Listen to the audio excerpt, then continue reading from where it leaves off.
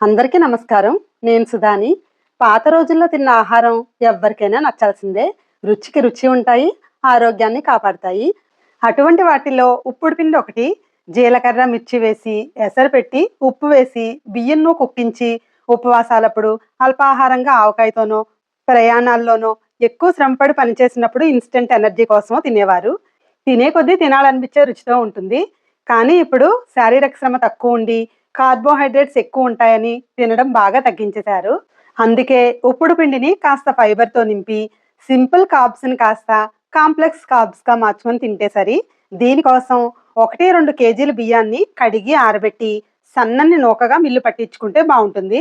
ఇప్పుడు వేడెక్కిన కడాయిలో 2 టేబుల్ స్పూన్స్ నువ్వుల నూనె వేసి, కాస్త తరిగిన అల్లం వేసి, 2 టేబుల్ స్పూన్స్ పల్లీలు కూడా వేసి, కాస్త వేగాక 2 టేబుల్ స్పూన్స్ జీడిపప్పు పలుకులు వేసి, ఒక్క నిమిషం వేయించి, ఒక్కొక్క టీ స్పూన్ శనగపప్పు, మినపప్పు, ఆవాలు, 2 ఎండుమిర్చి కూడా వేసి వేయించుకోవాలి.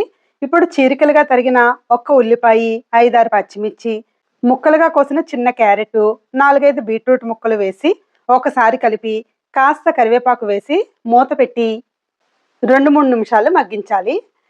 వీటిని బాగా వేపేయనవసరం లేదు. మగ్గితేనే చాలా రుచిగా ఉంటాయి. ఇప్పుడు ఇలా చక్కగా మగ్గాక కొలత కప్పుతో 3 కప్పులు నీళ్లు పోసుకోవాలి. మరి నూక సన్నగా ఉన్నదైతే 2.5 కప్పులు సరిపోతాయి. ఇప్పుడు దీనిలో 2 టేబుల్ స్పూన్స్ నానబెట్టిన బఠానీ, పెసరపప్పు, కాస్త కొబ్బరి తురుము వేసి, తగినంత కళ్ళుప్పు వేసి ఒకసారి కలిపి మరుగు రానివ్వాలి. అర నిమిషం మరిగాక కొలత కప్పుతో 1 కప్పు బియ్యం నూక వేసి బాగా కలిపి, ఉడుకుతున్నప్పుడు ఫ్లేమ్‌ని లోలో పెట్టుకొని, పైన మూత పెట్టుకొని చిన్న గ్లాసు నీళ్లు పోసుకుంటే చక్కగా మగ్గుతుంది.